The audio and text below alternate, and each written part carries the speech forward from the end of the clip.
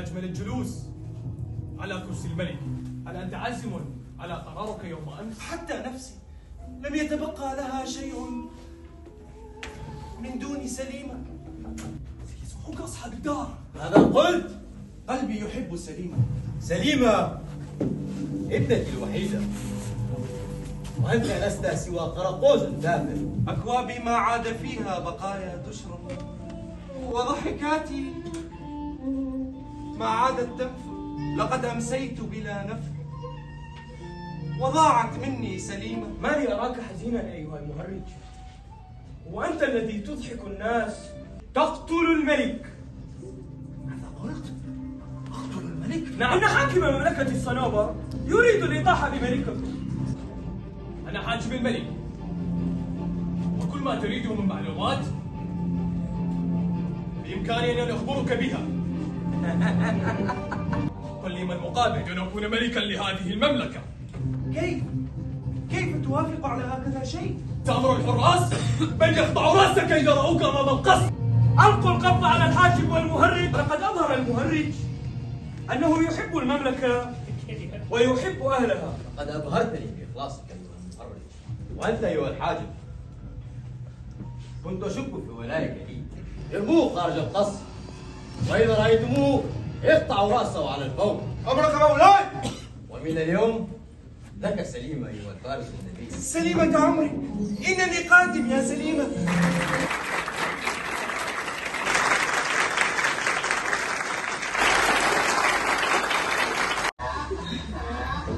أسبوع وأنت على هذا الحال. لو كان لدي عقل ما تزوجتك. ما شاء الله. كنت خائبة لما أرحت الحمار أسبوعا كاملا. أتحسدين الحمار؟ نعم، منذ 20 عاما كنت تعاملني بقسوة. استيقظ يا جحا. ما لي أراك صامتا يا جحا. أتحسد الحمار يا جحا؟ نعم، أنا أحسد الحمار بعقل الحمار الحشيش الذي أتي به. زوجتي. سيدتي. أنا زوجتي. وأترى أنت عكس ذلك الذي أصاب زوجي، لم يصب أي سوء. ويناديني أنا زوجته بأم جحش. لماذا أتيتني بك وجعلتني في وعاء؟ أتريد أن تبقى حمارا وتسجنني أنا في جسدك هذا؟ إذ لم تكن زوجي فمن تكن أنت؟ أنا حمار زوجتي. إذ لم تعد رشدك فإني مضطرة لطلب الطلاق. لا أحد يجبرني أن أكون إنسانا. أنا الحمار.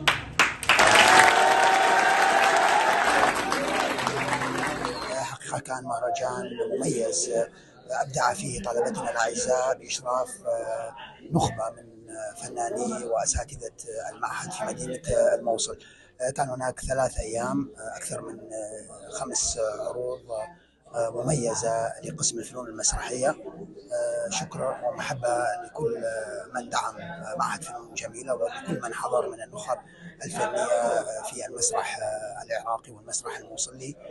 شكرا لكادر قسم الفنون المسرحية الأخ الأستاذ عمر والأخ الأستاذ ظافر وكافة مدرسي القسم. أنا سعيد جدا أن أكون هذا اليوم في معهد الفنون الجميلة اللي نحن كنا مدرسين فيه قبل 30 عام، ولا زلنا متواصلين في العمل الفني.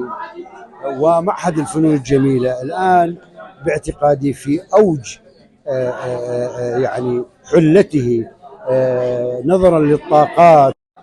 أنا أرى أن مستقبل المعهد جميل جدا الحقيقة، فهو يغذي كلية الفنون الجميلة بالطاقات الجميلة إلى مزيد من الإبداع والتواصل والاستمرار، فأنتم مستقبل المسرح. الأعمال التي قدمت اليوم والأعمال التي قبلها كانت أعمال مميزة. جهود الطلاب كانت مثمرة، بين التعب، بين الشغل الحلو، فأتوقع للطلاب مستقبل إن شاء الله باهر في معهد الفنون الجميلة. اليوم تم اختتام مهرجان المسرح والمعهد الذي تضمن عروض عدة، وآخر عرض كان من مسرحية المهرج والشيطان من تأليف الأستاذ الكبير عمار نعمة جابر وإخراج الطالب سيف الله عامر. كان هذا العمل يتحدث عن الوفاء والصدق وعدم الانجرار خلف المال من اجل تحقيق السلطه وتحقيق الذات. وكل الشكر للكادر المميز والجميل كادر الاعلام معهد فنون الجميل.